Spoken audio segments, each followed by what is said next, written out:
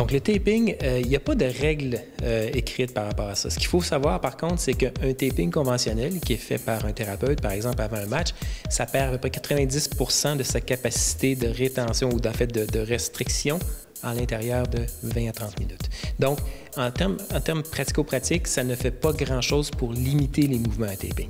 Ce que ça fait, par contre, c'est que ça change un petit peu la façon dont les muscles s'activent autour. Et ça peut être pertinent parce que ça peut faire en sorte que le 2 % ou 3 % qui nous manque est présent et ça fait en sorte que l'athlète ou en fait le joueur se sent beaucoup plus à l'aise. On tend d'ailleurs aujourd'hui à dire qu'il vaut mieux essayer de s'en débarrasser le plus tôt possible du taping, mais si un joueur en a absolument besoin pour pouvoir performer à un certain niveau, à ce moment-là, c'est indiqué de le faire, ne serait-ce que pour faciliter les contractions musculaires.